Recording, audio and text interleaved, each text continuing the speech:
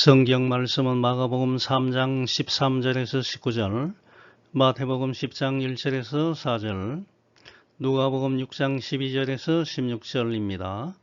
제목은 인사만사입니다. 마가복음 3장 13절, 또 산에 오르사 자기가 원하는 자들을 부르시니 나온지라.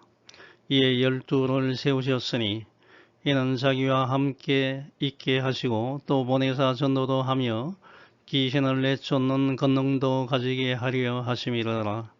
이 12를 세우셨으니 시몬에게는 베드로라는 이름을 다하셨고 또 세베대의 아들 야고보와 야고보 형제 요한이니 이 둘에게는 보아느게 곧 우레의 아들이라는 이름을 다하셨으며 또 안드레와 빌립과 바돌로메와 마테와 도마와 알페오 아들 야고보와 및 다데오와 가나나인 시몬이며 또 가룟 유다니 이는 예수를 판 자더라.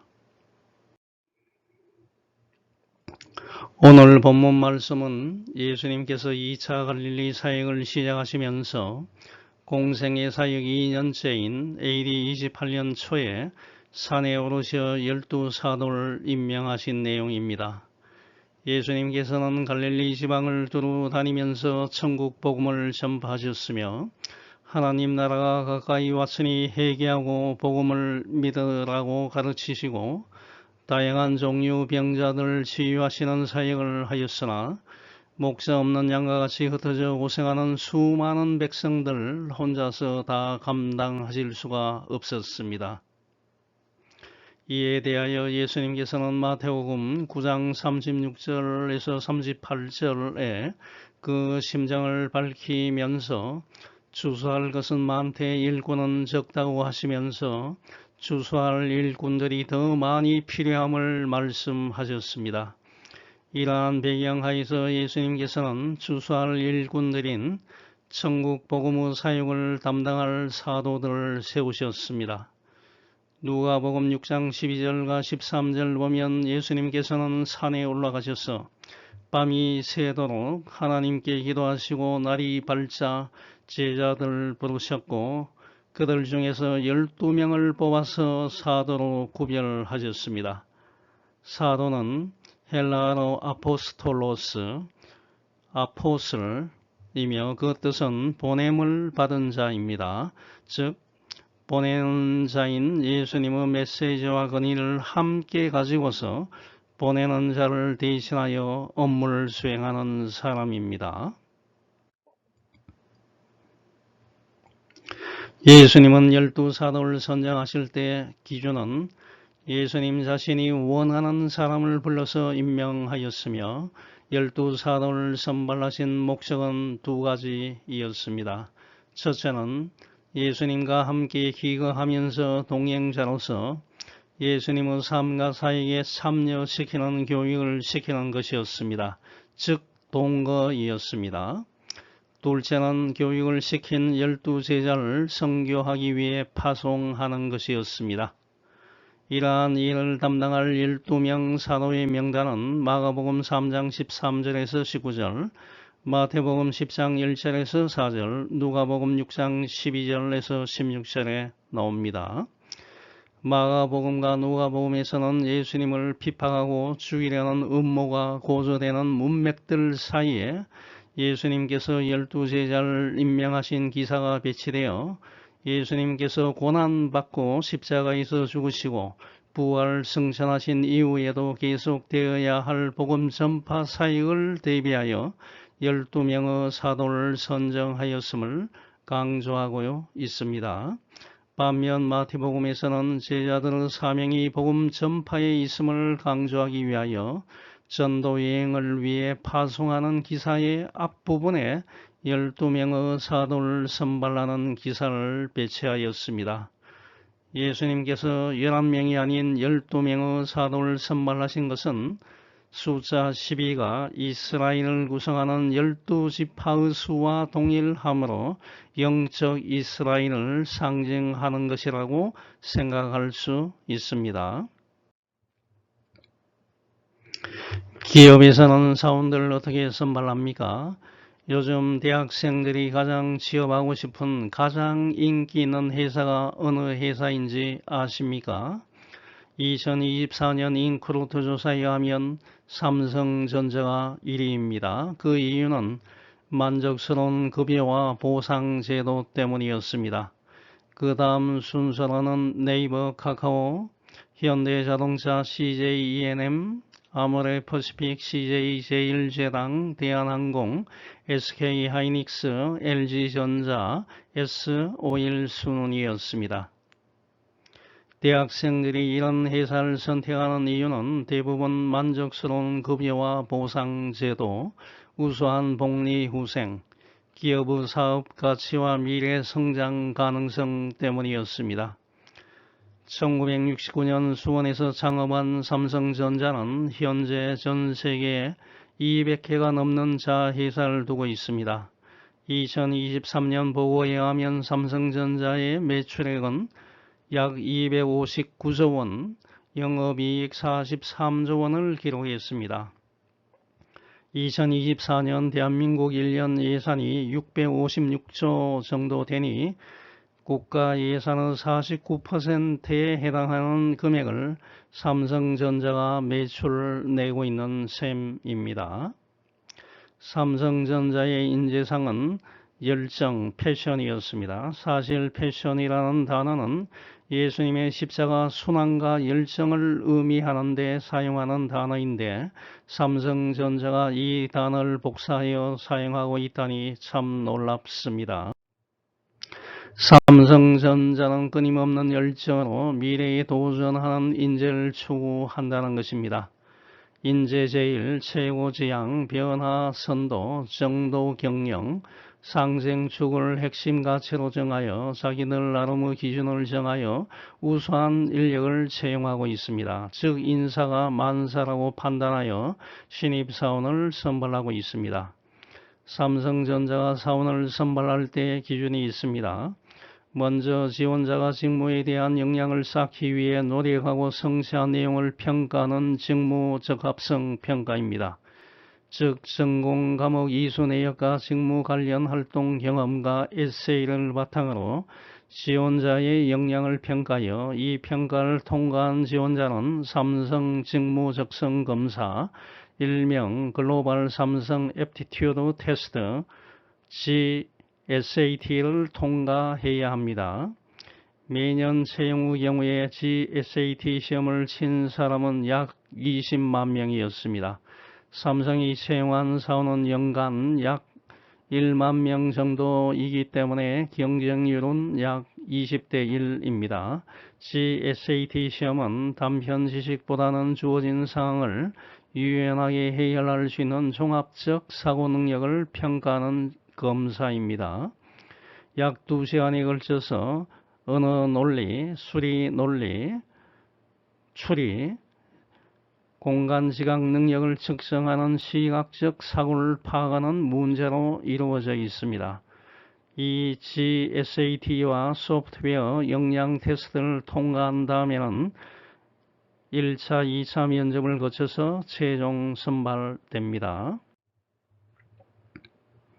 이와 같이 기업은 우수한 인재를 채용하기 위하여 엄격한 기준을 제시하여 그 기준을 통과하는 지원자만을 선발합니다. 무턱대고 그냥 신입사원을 선발했다가는 회사 성장에 방해되는 인사 참사가 발생할 수 있기 때문에 신중하게 단계별로 평가하여 선발하는 것입니다.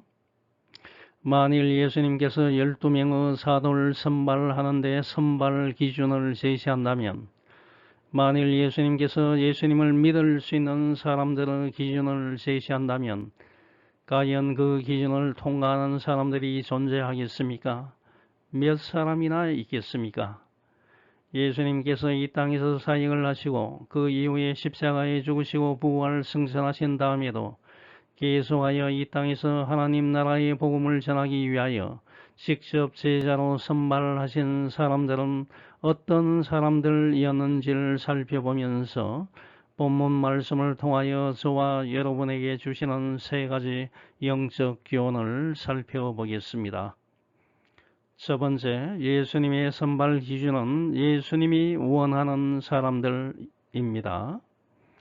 마가복음 3장 13절 보면 예수님은 산에 오르시어 자신이 원하는 사람들을 부르셨습니다.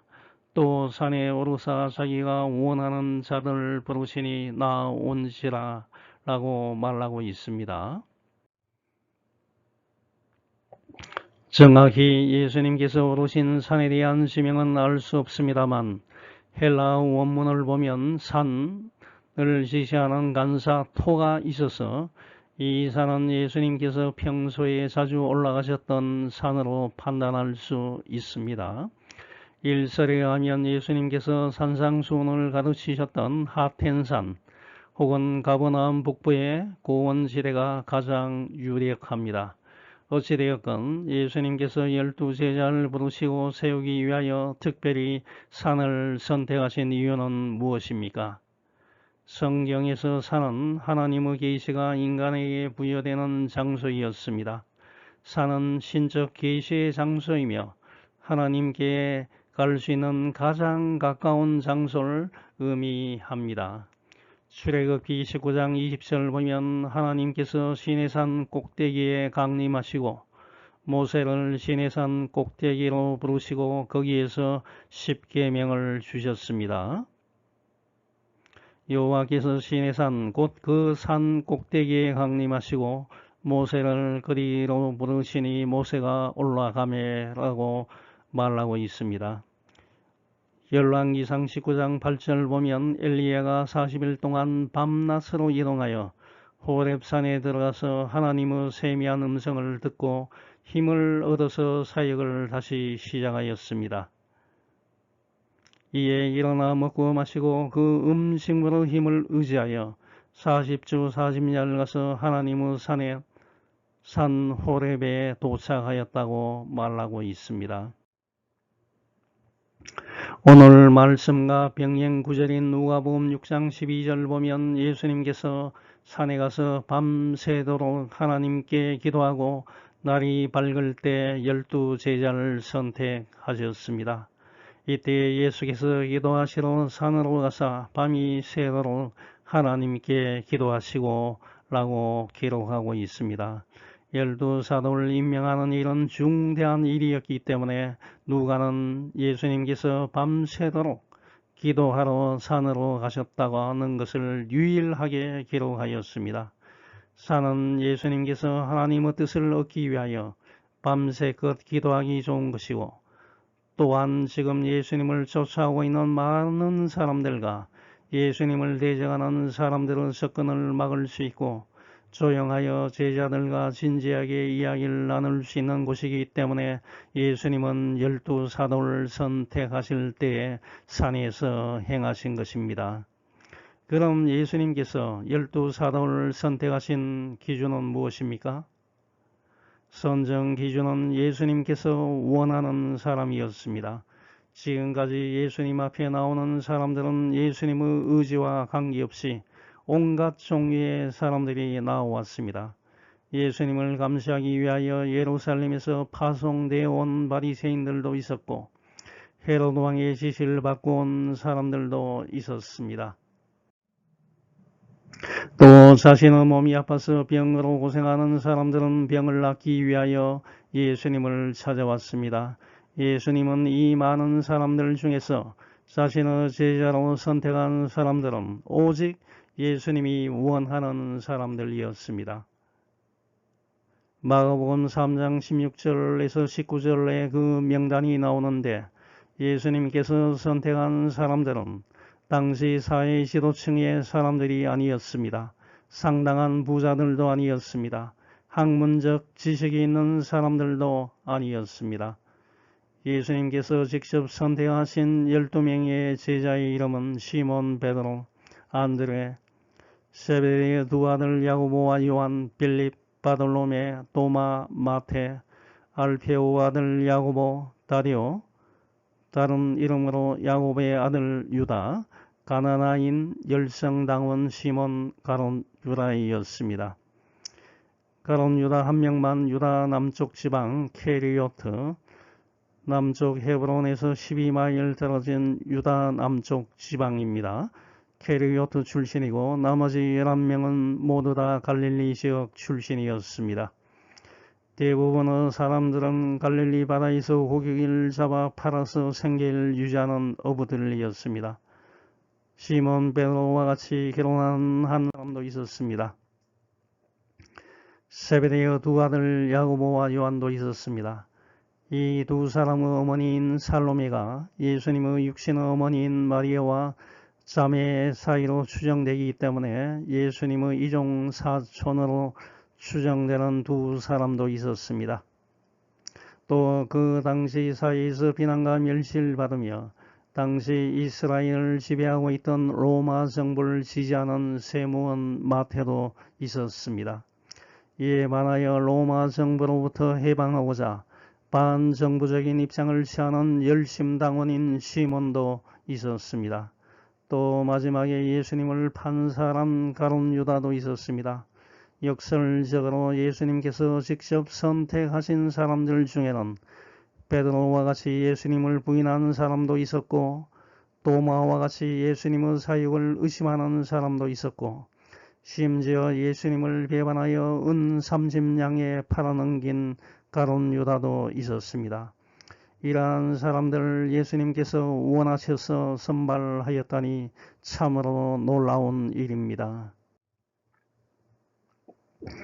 예수님께서 이러한 사람들을 제자로 선발하신 것은 어떠한 사람도 하나님 앞에서 자랑하지 못하게 하기 위함이었습니다. 고린도전서 1장 27절에서 29절을 보면 하나님께서 세상의 미련한 것들을 택하사 지혜 있는 자를 부끄럽게 하려 하시고 세상의 약한 것들을 택하사 강한 것들을 부끄럽게 하려 하시며 하나님께서 세상의 선한 것들과 멸시받는 것들과 없는 것들을 택하사 있는 것들을 폐하려 하시나니 아무 육체도 하나님 앞에서 자랑하지 못하게 하려 하심이라고 말하고 있습니다. 예수님을 구세주로 믿는 저와 여러분은 처음에는 모두 구원을 얻기에 합당하지 않는 사람들이었습니다. 하지만 예수님은 저와 여러분을 구원해 내시고 하나님의 자녀로 삼으셨습니다. 저와 여러분은 결코 내가 열심히 교회 다니고 성경 말씀을 읽고 찬양하여 예수님의 제자가 되었다고 자랑해서는 안 됩니다. 예수님께서 저와 여러분을 선택하여 불러주셨다는 것에 감사하면서 섬기는 자가 되어야 합니다. 과연 예수님의 인사는 만사입니까? 아니면 참사입니까? 예수님께서 원하시는 사람은 어떤 사람이었습니까? 요한계시록 21장 14절 보면 예수님께서 선택하신 사람들은 결국에는 가룟 유다를 제외하고 모두 교회의 기둥 같은 사람들이 되었습니다. 그 성의 성곽에는 12기초석이 있고 그 위에는 어린 양의 12사도의 12 이름이 있다고 말하고 있습니다. 예수님께서 선택하신 기준은 지금 무엇을 하고 있는 사람인지, 지금 어떤 직업을 갖고 있는 사람인지, 어느 지역 출신인지, 어느 학교 출신인지를 보시는 것이 아닙니다. 현재의 그 사람을 훈련시켜 예수님의 일을 할 수 있는 새로운 사람으로 만들 수 있는 사람인지를 보시는 것입니다. 예수님은 그 사람이 무엇을 했는지를 보시고 그 사람을 선택하는 것이 아닙니다. 그 사람이 예수님의 능력 안에서 앞으로 무엇을 해 나갈 수 있는지를 보시고 그 사람을 선택하신 것입니다. 예수님께서 이러한 사람을 제자로 선발하신 것은 무엇을 의미합니까? 어떠한 사람도 예수님 앞에 나오면 제사함을 받으며 주의 품에 안기어 편히 쉴 수 있고 구원과 영생 복락을 얻을 수 있다는 것입니다. 예수님을 믿을 수 있게 선택받은 저와 여러분은 항상 감사하면서 예수님의 제자로서 합당한 삶을 살아나가야 합니다. 두 번째, 예수님께서 제자를 선발하신 목적은 예수님과 동행하여 교육을 받고 세상으로 파송하기 위함입니다. 마가복음 3장 14절과 15절 보면 예수님께서 12사도를 세우신 목적 두 가지가 나옵니다. 첫째는 자기와 함께 있게 하는 것입니다. 함께 있다는 것이 무엇을 의미합니까? 항상 신체적으로 함께 있거나 혹은 어떤 사람을 동행하거나 혹은 물건을 지니고 있는 것을 의미합니다. 예수님은 자신과 개인적인 관계를 맺으며 예수님의 삶과 사역에 참여하기를 희망하십니다. 예수님과 함께 하면서 예수님의 모든 것을 몸에 익히고 배우는 것입니다. 예수님으로부터 철저한 훈련을 받아야 예수님의 제자가 될 수 있습니다. 학생들은 학교에서 철저한 인성과 전공 교육을 받아야만 직장에 취업할 수 있고 직장 생활을 잘할 수 있습니다. 좋은 습관을 내 몸에 배게 하기 위해서는 긴 시간이 필요합니다. 두 번째로 예수님께서 12제자를 세우신 목적은 제자를 파송하기 위함이었습니다. 하나님의 복음을 세상에 전하기 위하여 귀신을 내어 쫓고 병을 낫게 하는 권능을 함께 주십니다. 어떤 사람들은 문제를 제기합니다. 예수님과 함께하기 위하여 12명의 제자를 세우셨는데 어찌하여 이 사람들을 다시 세상에 내보낼 수 있습니까? 라고 반문을 합니다. 하지만 예수님은 제자를 선발하여 자신과 함께 훈련을 시키고 예수님 자신에게 일어난 놀라운 사건들을 전파하는 선교의 기초를 쌓게 한 다음에 귀신 축출과 병을 낫게 하는 권능을 가지고 하나님의 복음을 전하는 사명자로서 파송하는 데 목적이 있습니다. 예수님은 마태복음 28장 19절에서도 너희는 가서 모든 민족을 제자를 삼으라고 분부하셨습니다. 예수님의 제자가 되기 위해서는 선교 사명을 게을리해서는 안 됩니다. 사도행전 1장 8절에서도 예수님은 오직 성령이 너희에게 임하시면 너희가 권능을 받고 예루살렘과 온 유대와 사마리아와 땅끝까지 내 증인이 되라고 말씀하셨습니다. 성령을 받은 증거가 무엇입니까? 예수님을 전파해야 합니다. 지금 내가 예수님을 전도하고 있는지를 심각하게 생각해야 합니다. 12제자와 마찬가지로 저와 여러분은 예수님의 부르심을 받았기 때문에 전도 사명을 늘 잊지 않고 실행해야 하는 것입니다. 마지막 세 번째, 진정한 예수님의 제자는 처음과 달리 자신의 성품이 바뀌어야 합니다. 마가복음 3장 16절과 19절에는 예수님께서 직접 선발하신 12명 사도의 명단이 나옵니다. 이제부터 한 사람씩 살펴보겠습니다. 첫 번째, 시몬입니다. 그 이름의 뜻은 하나님께서 들으심입니다. 로마 통치기간 동안 많이 사용되던 유대식 이름 별명이나 성어로 사용을 장려해 있습니다. 이 시몬에게는 새로운 이름을 명명하셨습니다. 저와 여러분은 지금 한국말을 사용하고 있습니다만 그 당시에 예수님께서 사용하신 언어는 무슨 언어인지 아십니까? 아람어였습니다. BC 600년경부터 AD 700년까지 근동지역에 사용되던 국제공용어이며 특히 예수님께서 활동하시던 1세기경 이스라엘의 공용어 그리스어와 혼합된 시리아 방언이 아람어입니다. 그리하여 예수님은 시몬에게 새로운 이름인 아람어인 게바라는 이름을 주셨습니다. 이것을 헬라어로 번역하면 베드로, 페트로스입니다. 그 이름의 뜻은 반석입니다. 요한복음 1장 40절에서 42절을 보면 요한의 말을 듣고 예수를 따르는 두 사람 중에 하나는 시몬 베드로의 형제 안드레라.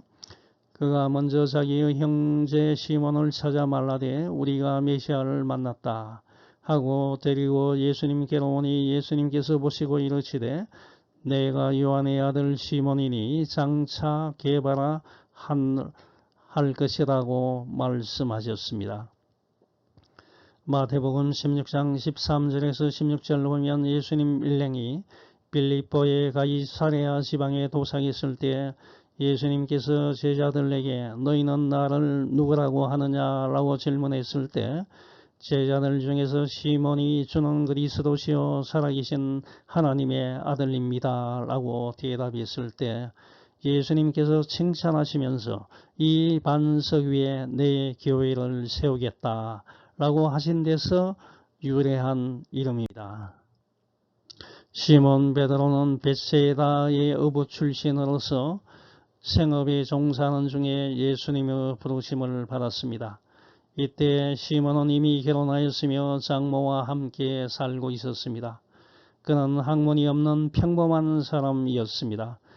예수님의 십자가 죽음 이전에는 수제자로서 모든 제자들 중에서 가장 먼저 언급되었으나 성격이 다혈질이어서 예수님께 구중과 칭찬을 동시에 들었습니다. 예수님의 십자가 죽음 직전에 모든 사람이 예수님을 버려도 자신은 함께 하겠다고 공언하였으나 예수님이 잡히시던 날 닭이 2번 울기 전에 예수님을 모른다고 3번이나 부인했습니다. 하지만 시몬은 예수님의 제자 중에서 가장 먼저 예수님의 부활을 목격하였고 오순절 성령 강림 이후에는 초대교회에서 지도자의 위치를 차지하였고 많은 사역을 감당한 뒤에 전설에 의하면 로마에서 순교하였습니다. 두 번째, 안드레 앤드류입니다. 형인 시몬과 함께 부르심을 받았고 이름의 뜻은 남성적인입니다. 안드레는 처음에는 세례 요한의 제자이었으나 그 후에 예수님의 제자가 되었고 형 시몬 베드로에게 예수님을 소개했습니다. 요한복음 6장 8절과 9절 보면 안드레는 오병이어의 이적 기사에서 보리떡 5개와 물고기 2마리를 가진 아이를 예수님께로 인도하였습니다. 전승에 의하면 헬라와 소아시아 등지에서 복음을 전하다가 십자가에서 순교하였습니다. 세 번째와 네 번째는 세베대의 두 아들 야고보와 요한입니다. 야고보는 야곱의 신학적인 이름입니다. 야곱은 발꿈치를 잡다. 요한은 은혜로우시다 란 뜻입니다. 두 사람은 갈릴리 바다에서 고기를 잡던 어부였으며 바닷가에서 그물을 깁던 중에 예수님의 부르심을 받았습니다. 집안의 품꾼을 부릴 정도로 부유했고 예루살렘에 자신들의 집을 가질 정도로 사회적으로 유력한 집안의 사람들이었습니다. 어머니 살로메는 예수님의 어머니인 마리아와 삼위시간으로 추정되며 이러한 경우에 야고보와 요한은 예수님의 이종 사촌이 됩니다. 항상 야고보가 먼저 언급되는 점으로 봐서 야고보가 요한의 형으로 짐작됩니다. 이들 형제는 베드로와 함께 다른 제자들과 구분되어 예수님과 동행하기도 하고 예수님께서 직접 이름을 부여한 세 사람입니다. 시몬에게는 베드로, 페트로스라는 이름을 주셨고 야고보와 요한에게는 보아네르게스라는 이름을 주셨습니다. 이 세 사람이 대표적으로 예수님과 동행한 사건은 예수님께서 베나산에 올라가실 때 베드로, 야고보, 요한을 데리고 높은 산에 올라가셨습니다. 예수님께서 십자가 죽음을 앞두고 겟세마네 동산에 가셨을 때 제자들에게 내가 기도할 동안에 너희는 여기 앉아 있으라 하시고 베드로와 야고보와 요한을 따로 데리고 가서 너희는 여기 머물러 깨어 있으라고 하셨습니다. 예수님은 야고보와 요한 두 형제에게 보아네르게스라는 별명을 주었습니다. 이것은 우레, 번개의 아들들, sons of son들이라는 뜻입니다. 즉 두 사람은 불같은 성격의 소유자이었습니다. 누가복음 9장 51절과 56절 보면 예수님께서 승천하실 때가 가까워오자 예루살렘으로 올라가기로 작정하고 사람들을 미리 보내었습니다. 그 사람들이 예수님을 모실 준비를 하려고 어떤 사마리아 마을로 들어갔는데 그 마을 사람들이 예수님께서 예루살렘을 향하여 가시는 길이었기 때문에 예수님의 일행을 영접하지 않았습니다. 이에 격분한 야고보와 요한은 예수님께 하늘에서 불을 내려 그 마을 전체를 불태워 버릴 것을 제안했습니다. 즉 야고보와 요한은 자신들을 영접하지 않는다는 이유로 한 마을 전체를 몰살시켜야 한다는 매우 가격한 번개와 같은 사람들이었습니다. 하지만 이 두 사람은 나중에 완전히 딴 사람이 되었습니다. 야고보는 헤롯 아그리파 1세에 의해 죽음을 당함으로써 제자들 중에서 최초의 순교자가 되었습니다. 요한은 12제자 중에서 유일하게 순교하지 않고 생명이 닿을 때까지 복음을 전파하며 살았습니다. 예수님의 특별한 사랑을 받은 제자이었습니다. 신약 성경 5권, 요한복음, 요한 1서, 2서, 3서, 요한계시록을 작성했습니다. 요한은 예루살렘 교회의 지도자 가운데 한 사람이었으며 도미티아누스 황제 때 반모섬에 유배되었다가 하나님의 계시를 보았고 그 이후에 네르바 황제 때 에베소로 돌아와서 말년을 보내었습니다. 특히 요한은 사랑의 서신이라 불리는 요한일서를 작성했습니다. 불같은 성격으로 마을 전체 사람을 죽여야 한다는 성격의 소유자가 예수님의 사랑을 체험한 후에는 사랑의 사도로 180도 완전히 바뀌었던 것입니다. 5번째 빌립입니다. 그 이름의 뜻은 말을 사랑하는 자이며 처음에는 세례 요한의 제자이었습니다. 베드로와 안드레의 고향인 베세다 출신이며 어부이였습니다. 나 다니엘을 전도하였고 이름이 헬라식인 점으로 보아서 헬라의 문화에 많은 영향을 받은 사람으로 추측이 됩니다. 요한복음 1장 43절에서 48절 보면 빌립은 매우 이성적인 사람임을 알 수가 있습니다. 보리떡 5개와 물고기 2마리를 가지고 장정 5,000명을 먹이신 오병이어 사건 때 예수님께서 행하실 기적보다는 현실적인 계산에 의존하여 예수님께서 빌립에게 말합니다. 어디서 떡을 사서 이 사람들을 먹이겠냐고 질문하시자 빌립은 각 사람에게 조금씩 받을지라도 200데나리온의 떡이 부족하다고 대답했습니다. 여기서 1데나리온은 노동자 하루의 품삯입니다. 무게가 3.8g인 로마의 은 동전을 나타냅니다. 요한복음 14장 7절에서 12절 보면 빌립이 예수님께 하나님 아버지를 보여달라고 요구하였습니다. 아시아에서 사역한 후에 히에라폴리스에서 순교했다고 전해지고 있습니다. 6번째 바돌로메입니다.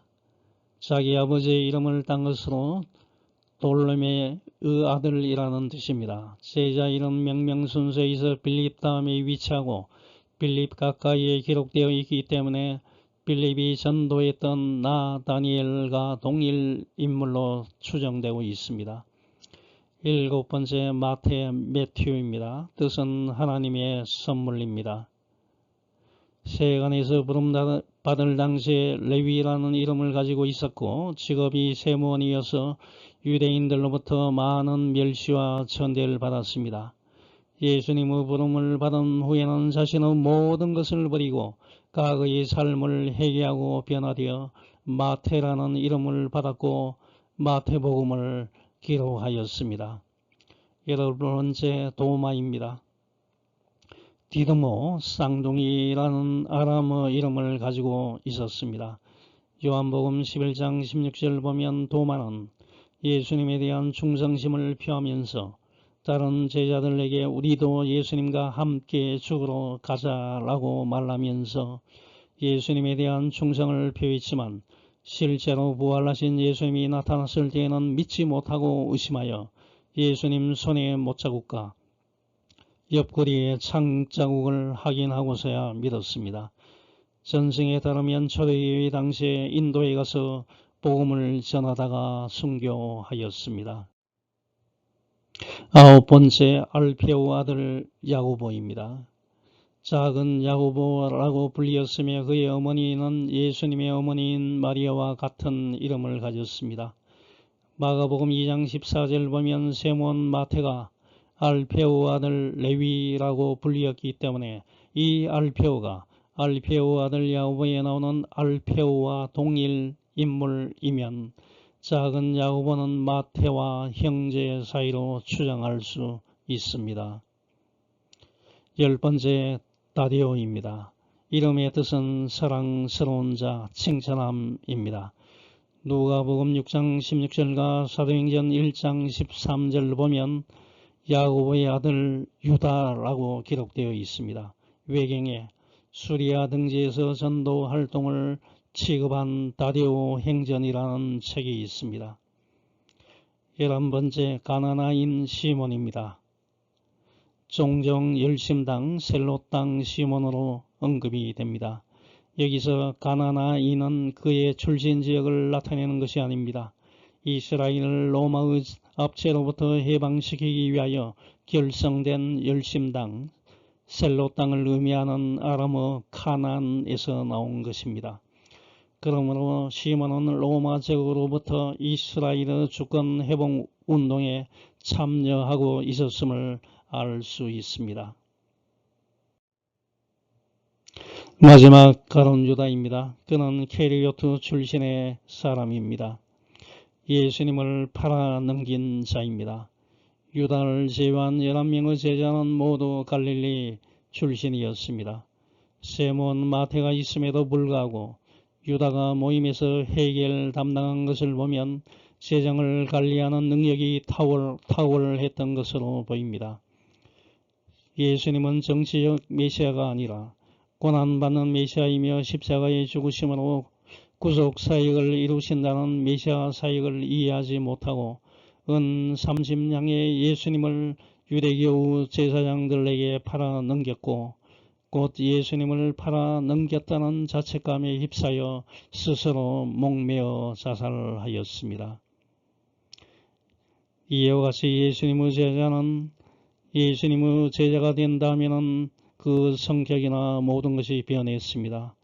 예수님의 진정한 제자라면 이제는 저와 여러분의 성품이 바뀌어야 합니다. 불같은 긍휼과 자비가 없는 성품에서 사랑의 성품으로 바뀌어야 합니다.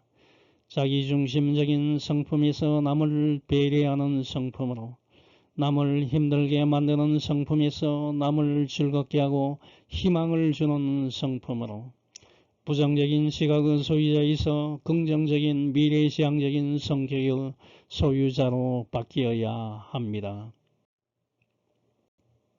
나 자신의 몸을 파괴시키는 니코틴을 피우던 사람에서 나 자신의 몸과 정신을 건강하게 만드는 사람으로 변해야 합니다.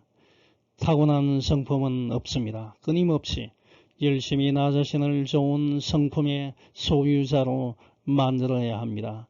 즉 예수님의 성품을 닮아가야 합니다. 고린도후서 5장 17절 보면 누구든지 그리스도 예수 안에 있으면 새로운 피조물입니다.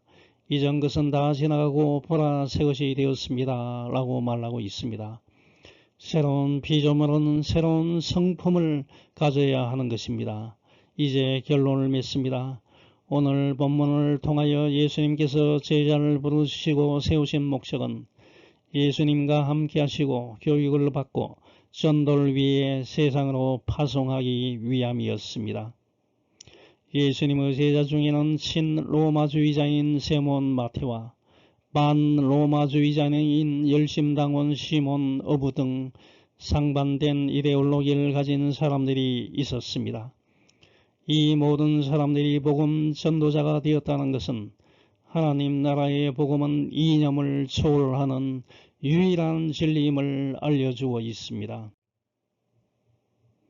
로마서 10장 12절은 말하고 있습니다. 유대인과 이방인 사이에 차별이 없습니다. 그것은 주님께서 모든 사람의 주님이 되셔서 자기 이름을 부르는 모든 사람에게 넘치는 복을 주시기 때문입니다. 라고 말하고 있습니다. 예수님의 신실한 제자가 되기 위해서는 하나님의 복음을 전하는 일에 제일 큰 비중을 두어야 함을 잊지 말아야 합니다. 예수님의 부르심에 언제든지 달려갈 수 있어야 합니다. 인생에서 제일 중요한 것은 저와 여러분이 예수님의 제자로 부르심을 받았다는 것입니다. 이것은 전적으로 예수님의 은혜입니다. 항상 감사하면서 예수님의 제자로서 복음 전파 사명을 다하는 일에 열심을 내는 여러분이 되시길 축원합니다. 아멘. 다같이 기도하겠습니다. 하늘에 계신 하나님 아버지 감사합니다. 저희를 예수님의 제자로 불러주시고 귀한 사명 감당할 수 있게 능력 주심에 감사를 드립니다. 예수님이 원하시는 사람이 되길 간절히 희망합니다. 저희의 삶을 간섭해 주시고 훈련시켜 주시고 세상에 나가서 주의 복음을 전할 수 있는 능력을 주시옵소서. 예수님의 이름으로 기도합니다. 아멘.